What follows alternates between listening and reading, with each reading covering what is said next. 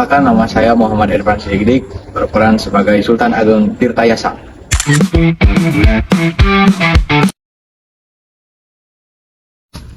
Perkenalkan, nama saya Rafarisi Pratama, berperan sebagai Sultan Haji.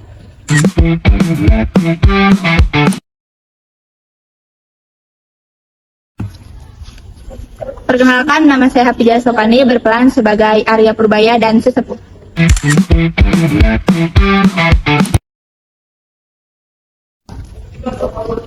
Perkenalkan, nama saya Alfi, saya berperan sebagai Wilma dan Nelayan.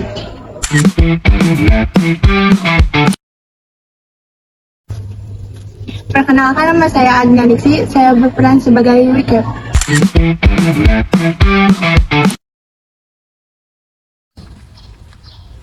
Halo, perkenalkan, nama saya Cika Mutia Nur Hatidah, saya berperan sebagai istri nelayan dan tentara VOC.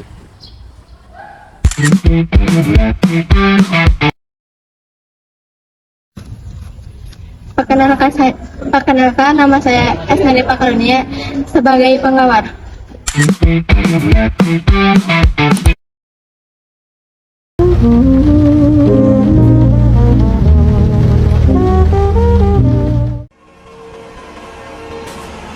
Di sebuah wilayah di ujung Pulau Jawa, tepatnya di Provinsi Banten sekitar tahun 1526. Berdirilah sebuah kerajaan Islam. Sultan pertama dari kerajaan Banten adalah Syarif Hidayatullah, adik dari Sunan Gunung Jati. Sampai generasi kelima, kerajaan Banten berjalan dengan lancar dan terus berkembang. Kesedihan pun tidak dapat dihindarkan ketika Sultan kelima tiada. Namun, setelah kesedihan atas kehilangan seorang pemimpin di kerajaan Banten, hadirlah tokoh baru yang dijadikan panutan bagi penduduk kerajaan Banten. Ialah Sultan Agung Tirtayasa. Puncak kejayaan pun bisa tercapai, tapi siapa yang bisa menyangka bahwa kejayaan itu akan hilang. Awal kisah saat acara penyerahan kekuasaan dari Sultan kelima kepada Sultan Agung Tirtayasa berlangsung pada sore hari. Penobatan pengangkatan Sultan Agung Tirtayasa berlangsung meriah namun khidmat. Sesepuh menyerahkan jabatan kepada Sultan. Aku serahkan jabatan ini kepadamu. Semoga engkau bisa menjalankan tugas sebagaimana mestinya dan berlakulah adil dan bijaksana. Aku percaya kepadamu, kau bisa melakukan ini. Ya, terima kasih. Insya Allah aku akan melakukan semuanya dengan baik. Untuk para sesepuh dan tertua di sini, aku mohon bantuan.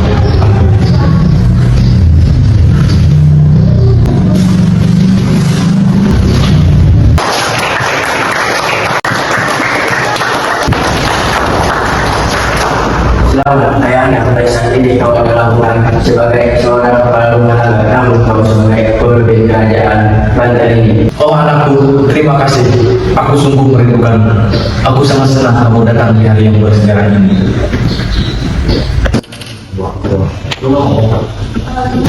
Kakak, kapan kau datang? Aku merindukanmu. Sudah lama sekali sejak kau terakhir kembali. Apa yang ada di kaki hitam itu, kakak? Mana dalam buku? Oh itu baju motor seminggu kemarin.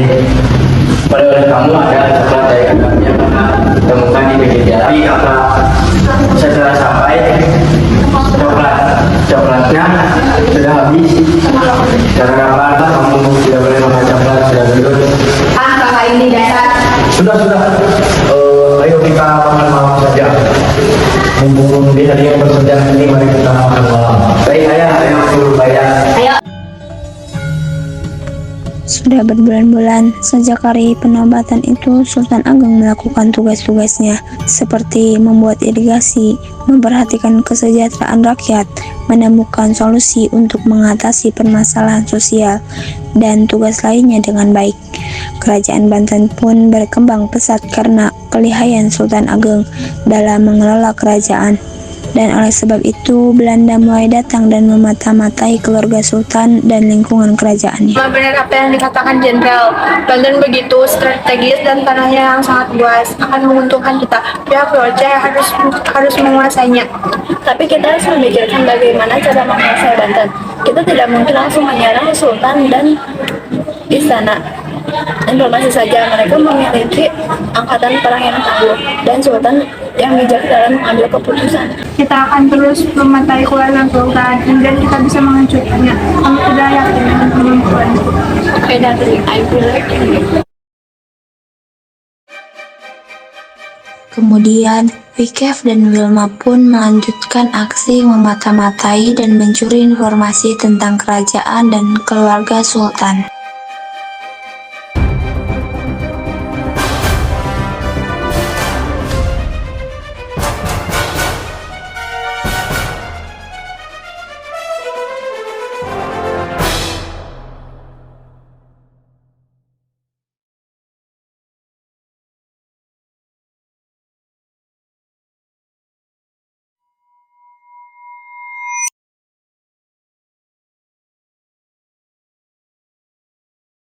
Vilma, aku punya ide bagus untuk memulai penyerangan. Bagaimana kalau kita secara halus dulu bernegosiasi? Kita ini si Sultan tua itu pasti banyak keuntungan, pasti dia tergiur. Halus ya, aku kira Sultan yang kita hadapi seorang ambagun yang mudah dipengaruhi. Nah, saat ini daerah selatan sedang butuh stok pangan. Kita bisa bekerja sama dengan alasan stok pangan mereka habis. Yaudah, Lukas, ayo kita lakukan sekarang juga. Setelah itu, Wyclef dan istrinya bergegas pergi ke istana Surosowan. Tak lama di perjalanan, tibalah mereka di istana Surosowan dan menemui Sultan di istana Surosowan. Namun, tak disangka-sangka kedatangan mereka sebagai perwakilan dari VOC ditolak tegas oleh Sultan Ageng. Ternyata usaha yang dilakukan oleh Wyclef dan Wilma belum berhasil. Akhirnya Wyclef dan Wilma diusir oleh pengawal Sultan. Apakah tindakanku mengusir mereka itu benar? Bagaimana kalau mereka tiba-tiba menyerang? Aku tidak takut peperangan, tapi seberapa banyak warga atau masyarakat yang kehilangan nyawa, rakyat akan sengsara. Tidak, Baginda, tindakanmu sudah sangat bijaksana. Bagaimanapun mereka mencoba memonopoli perdagangan bangsa ini. Percayalah kepadaku, prajurit kita terkenal tangguh, berani, dan setia. Mereka tidak akan berani. Katamu sesepuh, aku sangat berterima kasih karena sesepuh selalu mendampingi dan membantu dalam setiap keadaan. Terima kasih. Itu memang sudah tugasku membimbingmu, Sultan. Masalah tak dapat dihindarkan begitu saja. Beberapa minggu kemudian, setelah negosiasi antar VOC dengan Sultan, segerombolan nelayan datang ke istana Sultan untuk melaporkan apa yang telah mereka alami.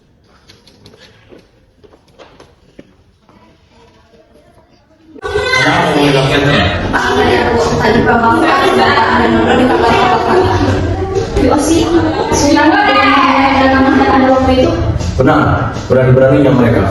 Sesepuh, kirimkan 100 pasukan dan balas dendam kepada mereka, hancurkan kapal-kapalnya. Jangan ada rakyat yang salah.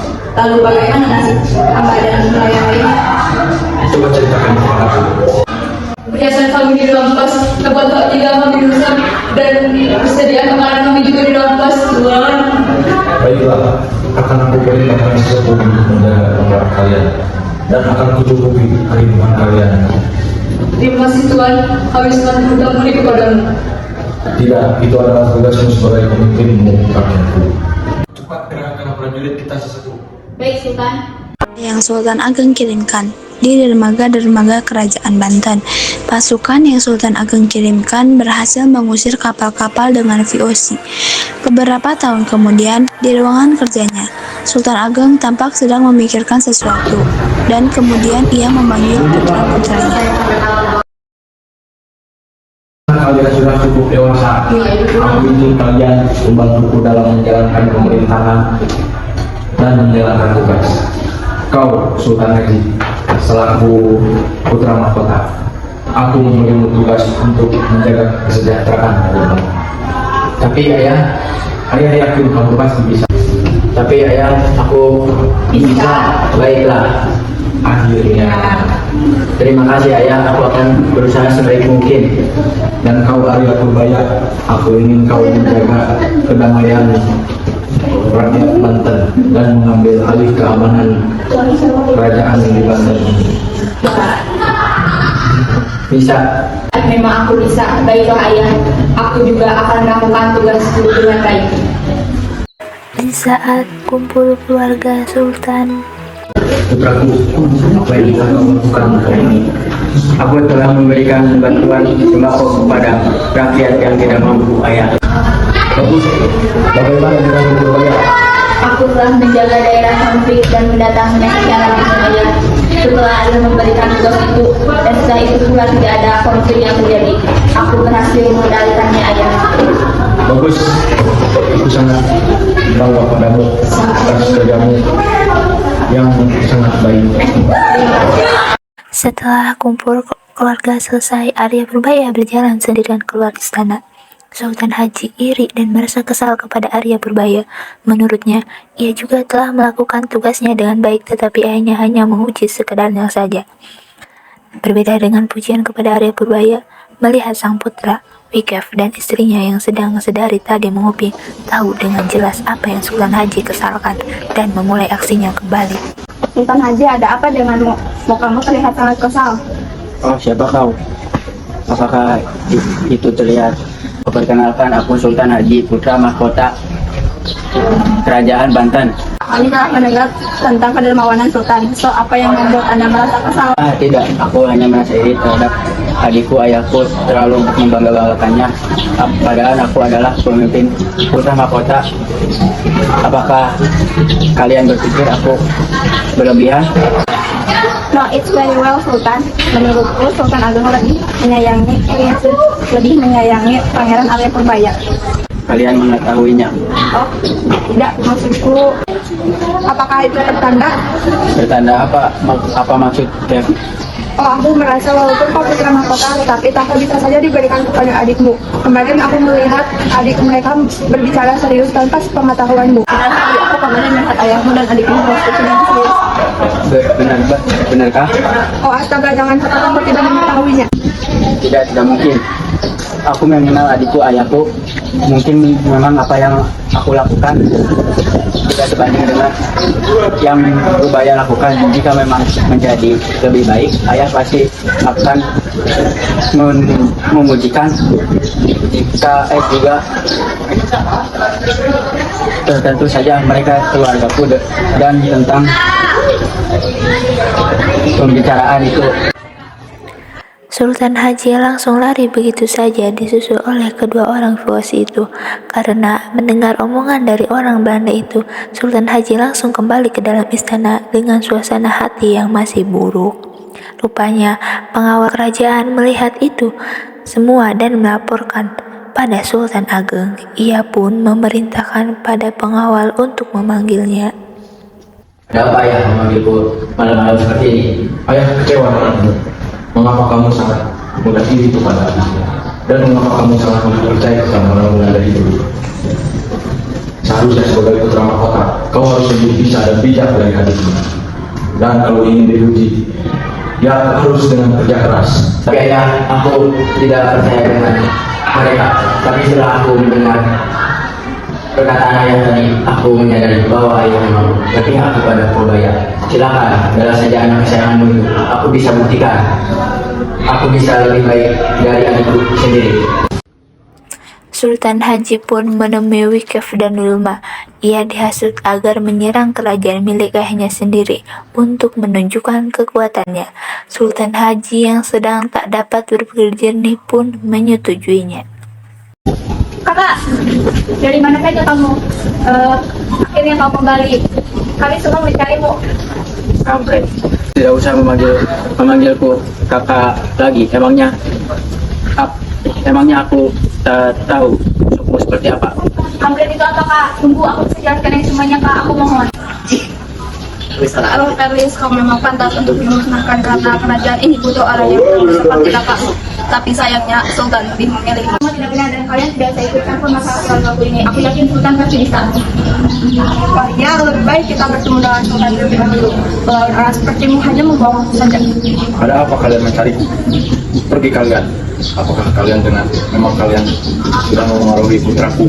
Apakah kalian sudah menang? Tidak. Kekuasaan tertinggi masih ada di tangan. Sultan seperti pantas menjadi pemimpin kesultanan. Sini saja bisa sudah tertangkap. Ayah, marilah bawa ibu pergi dari sini, biarkan aku yang menyelesaikannya. Tapi, udah demi rakyatku. Apa-apa seorang sultan melakukan itu. Seharusnya ayahlah yang melakukan, bukan kamu Purbaya Sundang. Kapankah pemimpin Banten? Aku melakukan itu karena ayah harus aman. Lawanmu adalah aku. Jangan libatkan ayah atau janda bodoh yang kau bawa ini. Bukan, putra mahkota sudah seperti itu. Saat menunjukkan kekuatannya. Ini terlalu berbahaya. Kau adalah sultan dan... Ayah, aku tidak mau. Ayah, kakak, apa yang kamu lakukan? Mereka orang tua kita, kak. Bertandinglah seperti seorang pemenang, bukan pecundang. Bukan yang menyakiti orang-orang di sekitar, kak. Pengecut, kekuatanmu hanya di tangan orang-orang ini yang ingin memanfaatkan kita. Sadarlah, kak, mereka hanya ingin membuat kita tambah sengsara. Mereka hanya ingin merebut kerajaan kita. Diam kamu Purbaya, kau ingin bernasib sama seperti Sultan. Cek, Vilma, tangkap Purbaya. Aku ingin dia mati. Berlahan, busuk. Aku belum menyerah sang putra mahkota. Kau akan mengetahui segalanya nanti. Kau akan mengetahui busuknya Belanda ini nanti. Kesultanan Banten ini akan runtuh. Dan tidak lama lagi jika kau tetap melibatkan mereka. Lihat saja nanti. Setelah perkelahian berhenti dan Pangeran Arya Purbaya telah dibawa oleh VOC untuk diasingkan.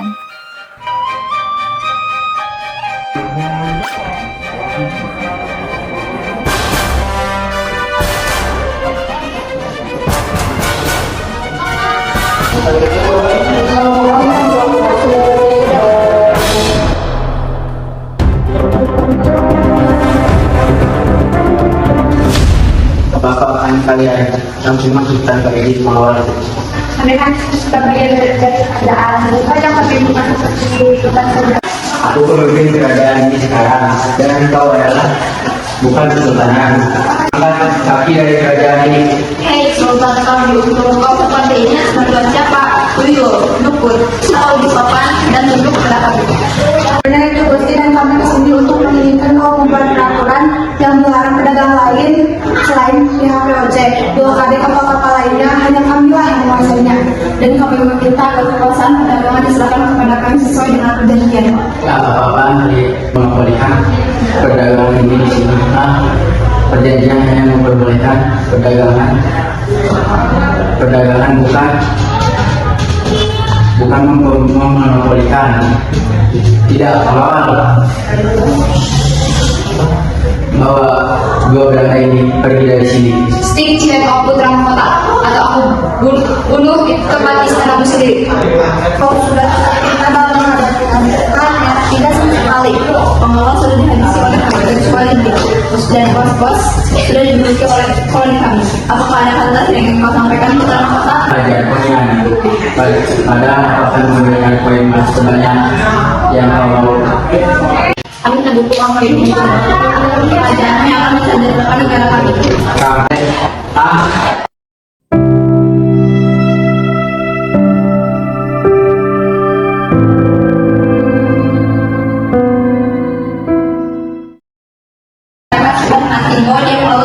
agar menyatu dengan adanya. Ayo hubungi koloni kami agar kita berpesta atas kemenangan ini.